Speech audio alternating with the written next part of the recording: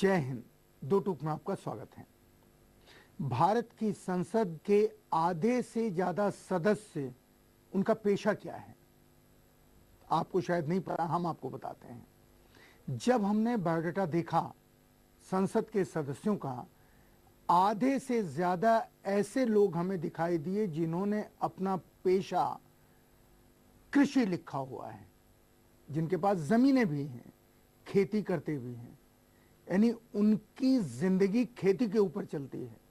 आप में से बहुत सारे लोग कृषक हैं, किसान हैं, लेकिन ये संसद जब कानून बनाती है तो किसान विरोधी कानून बनाती है। ये संसद जब कोई फैसला करती है तो उस फैसले का फायदा किसानों को नहीं मिलता। ये संसद जब किसी भी महंगाई पर हो, बेरोजगारी के ऊपर हो, बात करती है तो उसमें किसान कहीं नहीं आता। ये कैसी संसद है जिस संसद का बहुमत यानी आधे से ज्यादा सदस्य किसी भी पार्टी में हो किसान हैं, लेकिन ये संसद किसानों के समस्याओं से वाकिफ नहीं है या वाकिफ होना नहीं चाहती। कैसी है ये संसद? क्या ये आपकी संसद है? किसानों की संसद है?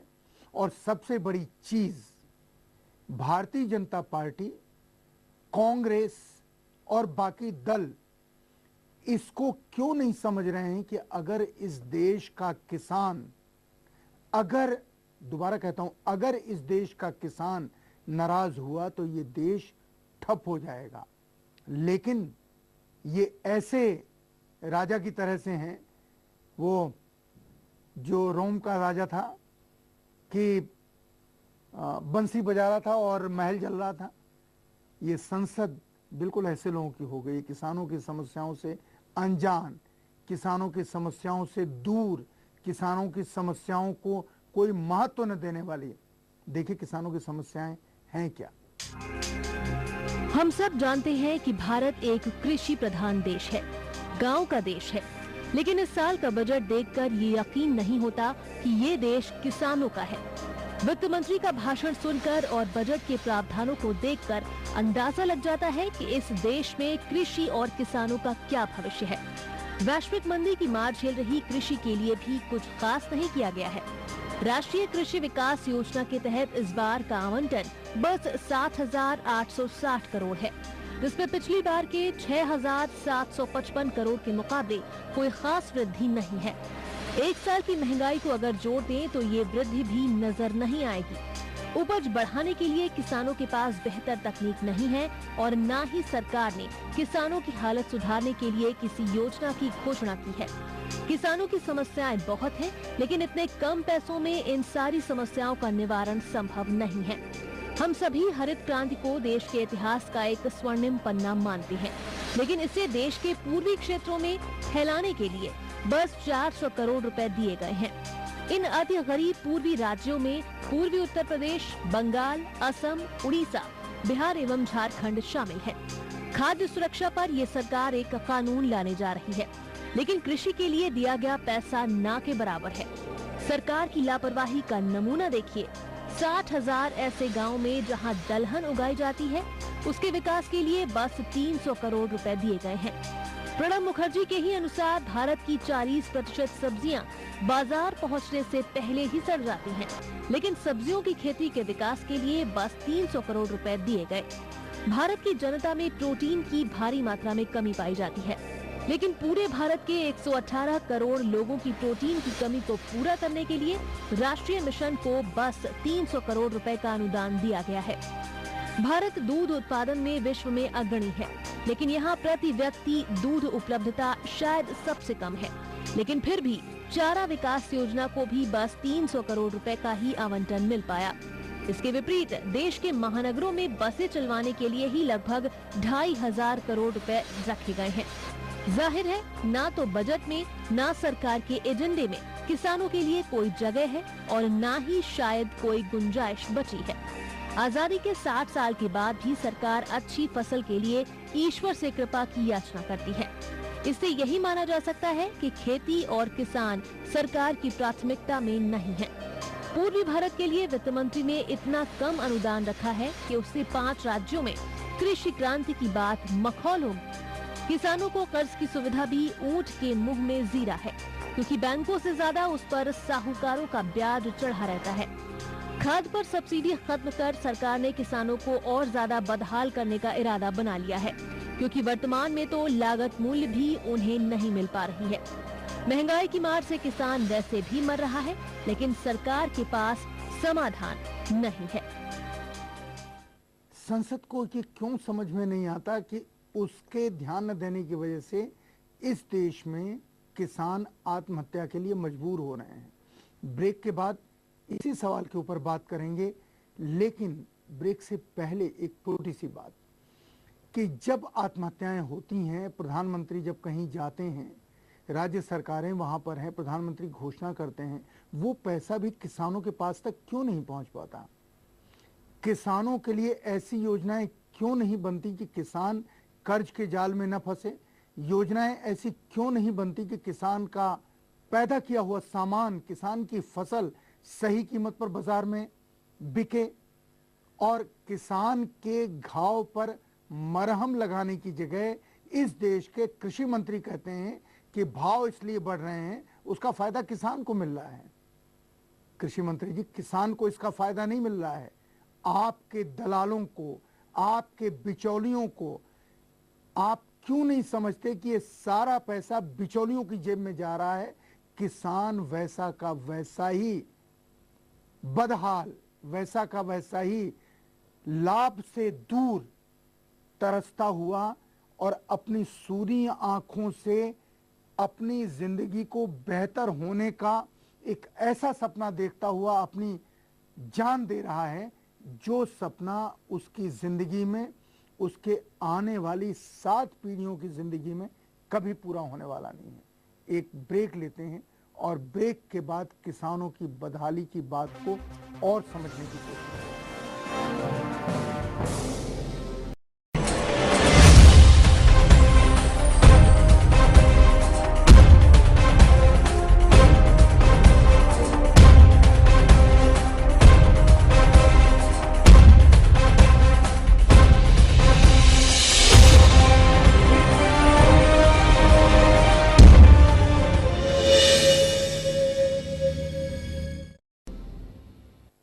ब्रेक के बाद 2 टूक में आपका स्वागत है।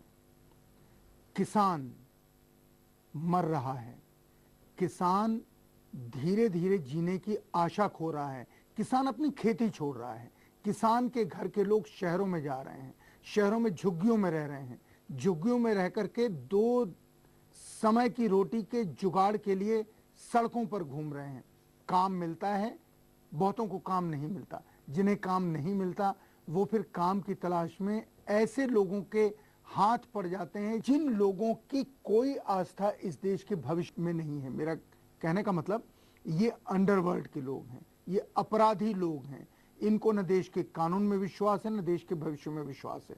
ऐसे लोगों के हाथ गांव का वो भोला भाला नौजवान जब शहर आता है, क्योंकि खेती उसकी लाभ का सौदा नहीं है, खेती उसको सम्मान नहीं देती, खेती उसको रोटी नहीं देती, उसके बच्चों को पढ़ाई नहीं देती। बेटा अपने बाप को, बेटा अपनी माँ को, बेटा अपनी जवान बहन को छोड़ करके शहर चला आता है। वो वहां सुरक्षित हो जाते हैं, ये यहाँ सुरक्षित हो जाता है।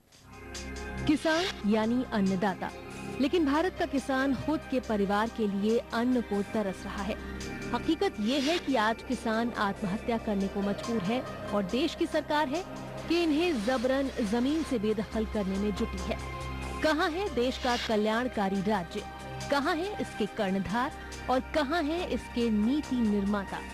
संवेदनहीनता का आलम ये है कि आजाद भारत में आज भी अंग्रेजों का 114 साल पुराना भूमि अधिग्रहण कानून चल रहा है। गरीब किसानों को बैंक से कर्ज नहीं मिलता, इसलिए ज्यादातर गरीब किसान साहूकारों से भारी ब्याज पर कर्ज लेकर खेती करने को मजबूर हैं। यही मजबूरी ले आती है मौत का पैगाम। हजारों करोड़ खर्च करके राष्ट्रमंडल खेल होते हैं, लेकिन किसानों के लिए मानो सरकार के पास कोई एजेंडा तक नहीं है। किसानों की आत्महत्या के पीछे कर्ज एक बड़ा कारण है। कम भूमि वाले किसानों के लिए बगैर कर्ज के खेती करना असंभव हो गया है। बैंकों की शाखाएं लघु व सीमांत किसानों के लिए असुविधाजनक हैं। खेती की बढ़ती लागत ने किसानों को कर्जदार बना दिया और दूसरी ओर किसानों को दी जाने वाली सब्सिडी और सुविधाएं सिकुड़ती जा रही हैं। बीज, रासायनिक खाद और कीटनाशक की आसमान छूती कीमतें किसान की पहुंच से बाहर होती जा रही हैं। एक ओर खेती की लागत बढ़ रही है, वहीं दूसरी ओर जोतों का आकार भी कम हुआ है।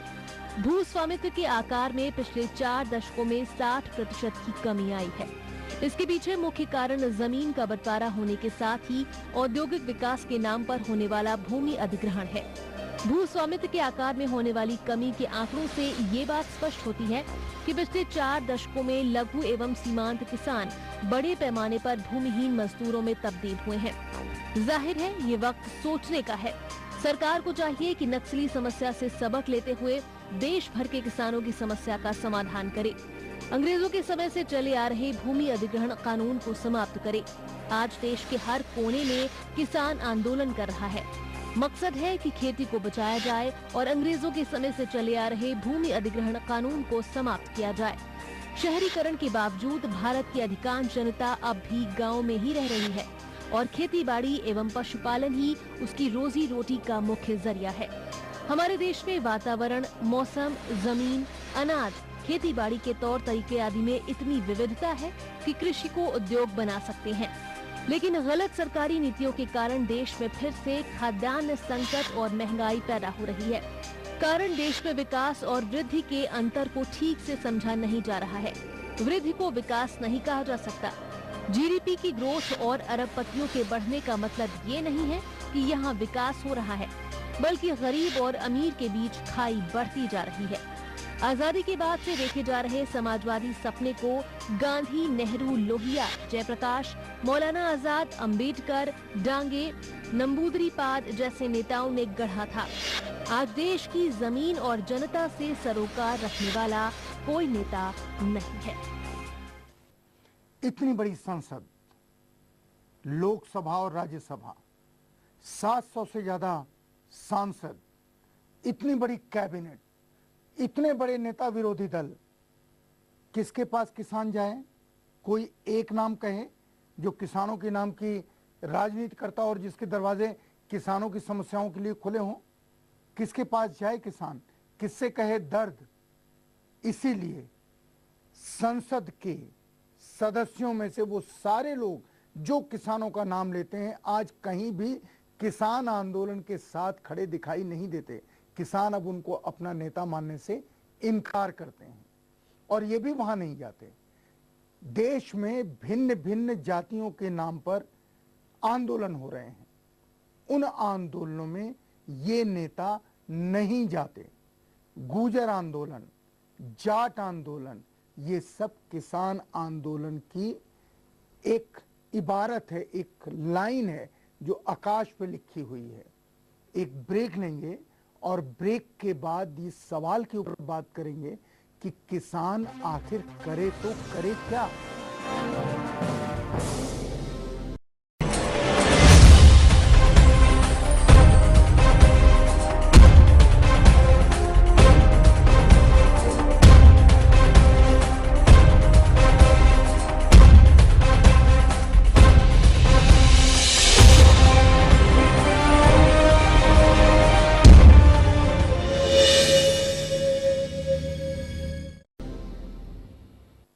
ब्रेक के बाद 2 टूक में आपका स्वागत है। मुलायम सिंह यादव उत्तर प्रदेश के रहने वाले हैं, किसानों के नाम पे राजनीति करते हैं। अजीत सिंह चौधरी चरण सिंह के पुत्र हैं। चौधरी चरण सिंह इस देश के किसानों के बड़े नेता माने गए और उन्होंने किसानों की विभिन्न शाखाओं को संगठित कर उत्तर प्रदेश में पहली गैर कांग्रेसी सरकार बनाई थी और एक नया अजगर नाम का एक कॉम्बिनेशन खड़ा किया था। अजीत सिंह उनके पुत्र हैं। लेकिन अजीत सिंह किसानों का नाम लेते हैं, किसानों की राजनीति करने की बात करते हैं, लेकिन किसान के सवालों पर संसद को नहीं रोकते। मुलायम सिंह किसानों के सवाल पर संसद को नहीं रोकते। अजीत सिंह और मुलायम सिंह की पार्टी किसानों की रिप्रेजेंटेटिव पार्टी मानी जाती है, लेकिन संसद किसानों के सवाल पर कांपती नहीं, थरथराती नहीं। भारतीय जनता पार्टी में हुकुमदेव नारायण यादव किसानों के नेता हैं, अपने को किसान कहते हैं, लेकिन संसद में क्या कहूं, म्याऊं म्याऊं करते हैं, किसानों के सवाल पे नहीं बोलते। ये जितने नेता, दक्षिण के बहुत सारे नेता अपने को किसान कहते हैं। देवेगौड़ा साहब हम्बल फार्मर अपने को कहते हैं, लेकिन देवेगौड़ा साहब भी संसद को रोकने में कोई रोल, संसद को मोड़ने में कोई भी रोल, और संसद को किसानों के सवाल के ऊपर, किसानों के हितों के ऊपर, किसान के सपने को लेकर के लोगों को संगठित करते कहीं दिखाई नहीं देते।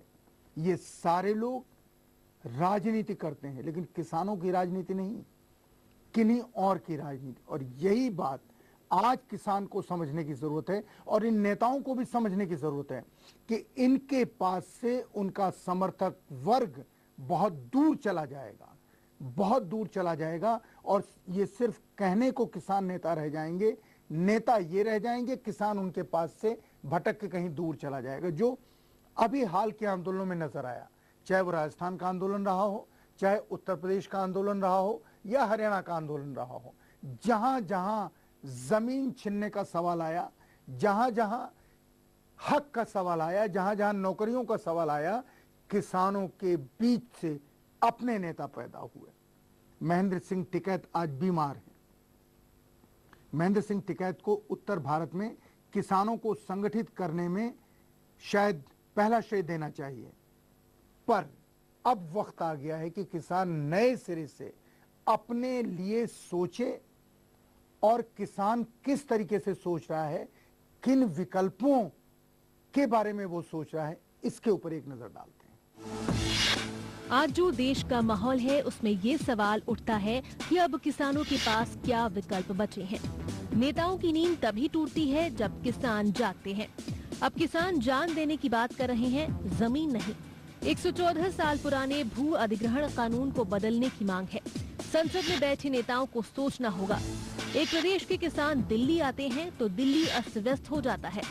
अगर पूरे देश के किसान एक मंच पर आ जाएं, दिल्ली आ जाएं, तो क्या होगा? किसान के लिए जमीन सिर्फ जमीन का एक टुकड़ा नहीं होता, जमीन किसान की पहचान है, जमीन किसान के जीने का सहारा है। जमीन का अधिग्रहण सरकार करती है हाईटेक सिटी बनाने के लिए। किसान कह रहे हैं कि अगर सरकार जबरदस्ती हमारी जमीन पर कब्जा करती है तो किसानों के पास नक्सली बनने के अलावा और कोई विकल्प नहीं बचेगा। और ये कहानी अकेले एक किसान की नहीं बल्कि लाखों किसानों की है। वैसे यमुना एक्सप्रेसवे के नाम पर पहले ही सरकार किसानों की जमीन ले चुकी है, वो भी बहुत ही कम दर पर। इसी का नतीजा था कि जिस दिन देश आजादी का जश्न मना रहा था, उस दिन अलीगढ़ और मथुरा की सड़कों पर पुलिस किसानों पर लाठियां बरसा रही थी। इतना ही नहीं, सुरक्षा बलों की गोली से किसानों की मौत भी हुई। यमुना एक्सप्रेसवे और हाईटेक सिटी बनाने के नाम पर जबरन भूमि अधिग्रहण के विरोध में किसानों ने दिल्ली के जंतर मंतर पर आकर अपनी आवाज केंद्र सरकार तक पहुंचाने की कोशिश की। ये किसान केंद्र सरकार के भूमि अधिग्रहण कानून का विरोध कर रहे थे, साथ ही इस परियोजना के लिए अधिग्रहित जमीन का मुआवजा बढ़ाने की मांग कर रहे थे। भूमि अधिग्रहण के खिलाफ जब किसानों ने धरने और आंदोलन किए, तब समस्या का कोई हल नहीं निकला, बल्कि लाठियां बरसी और गोलियां चली, जिसमें दर्जनों जानें गईं। किसानों के खिलाफ ही मुकदमे कायम हुए। पूरी सरकार में, पूरी भारत सरकार में एक मंत्री ऐसा नहीं है जिसे किसान मंत्री कहा जा सके, या जिसका पहनावा, जिसकी चाल ढाल किसान जैसी लगती हो। पूरे विपक्ष में एक नेता ऐसा नहीं है जो किसान नेता कहा जा सके, या जिसकी बातों में किसानों की तकलीफ का दर्द नजर आता हो।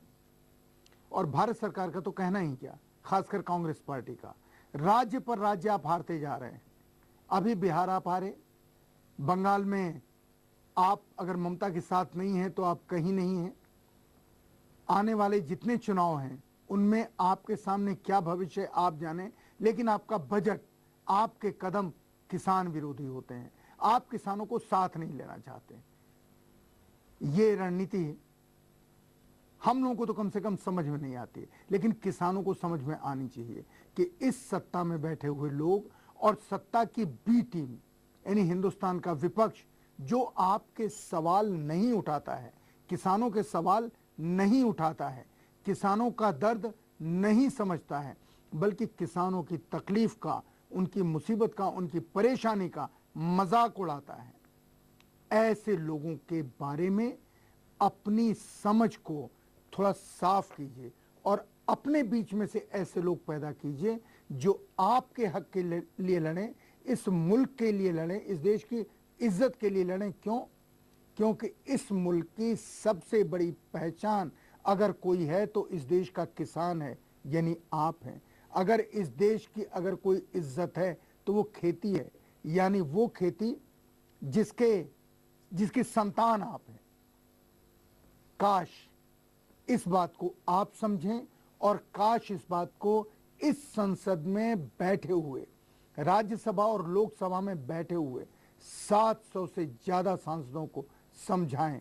अगर आप समझाएंगे तो ये देश बचेगा, और अगर नहीं समझाएंगे तो उसके बाद का वाक्य इतना भयानक है कि मैं अभी कहना नहीं चाहता। हम जो कहते हैं सच कहते हैं, दो टूक कहते हैं। जय